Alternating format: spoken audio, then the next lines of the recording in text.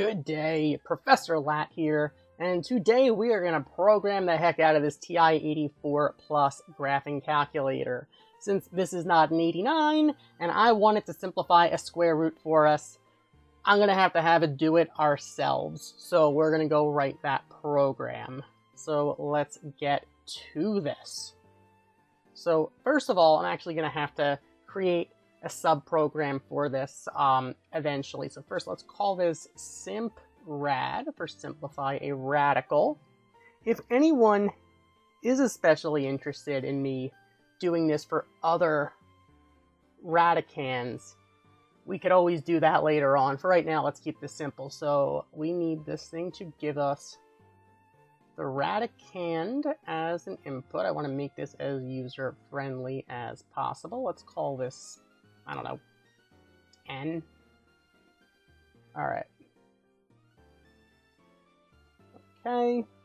So now I also want to make sure that we are using complex numbers just so this works. So I'm just going to make sure we are in complex mode. Alright, now I'm going to store 1 as a default value for w. We want w to be a whole number, and let's call 2p. So this will be our index that we'll be using. Alright. So let's make an if statement here. So as long as n is less than 0, this way, just in case we have a negative radicand, this won't completely break for us. So then let's make negative n become positive n. So this way n will always be positive. So this way it won't break anything for us. And let's store I as w. So this way this will work whether it is a positive radicand or a negative radicand. Okay, perfect. So now let's make 2, store this as, let's call it, I don't know, z. Alright, so we're going to have a for loop here. So first of all, let's start with p. Alright, so start with 2 up to, let's say, 200. And we're going to have to run this subprogram in here, and it'll end here. Now we want it to show the value of w that we're left with. We're going to want this to tell us, so that's going to be the whole value. It may or may not be imaginary, times the square root of, in this case, n, and that'll be our remaining radicand. So we're going to have to create that subprogram here. Alright, so let's call this, let's call it rad. I'm sure it'll be a rad program. Alright, so first of all, this will have to be a while loop, and we're going to have to take advantage of the greatest common divisor. So that's the 9th option under math, num. Alright, so we're going to start with that parameter n, and we're going to go up to p to the z. In this case, z is 2. But this way, if we ever want to change this to make a different index, we could make this customizable later on. And this will equal, as long as this equals p to the z. So this way, this will just check that the greatest common factor is p to the z.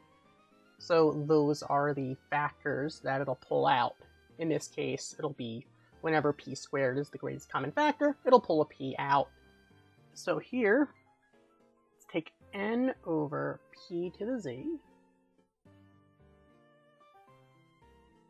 So this, we're going to keep pulling out p to the z factors from our n value, and that'll become our new n value. But when we do that, we're going to multiply w times p. And once again, in this particular case, z is in fact 2. Alright, that'll end this. Alright, now we just got to put our subprogram back into our original program.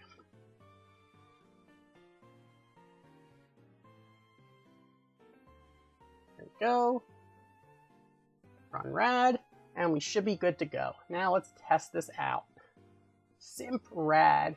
So Radican, let's say 80. So that should take, yep, 4 root 5. Because it got 16 as the largest perfect square factor. Alright, let's try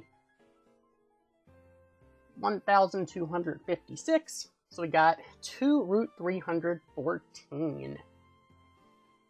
Alright, cool. Let's try another one. Why not? Let's try, say, 36,015. So that's 49 root 15. So let's do one more test. This time, let's pick a negative. Let's go negative 892. And that gives us 2I root 223. And there we go. With that, we have a functioning program given a radicand that will simplify a square root in our TI-84. Awesome. So thank you for watching. As always, like, comment, subscribe, and enjoy the rest of your day. Goodbye.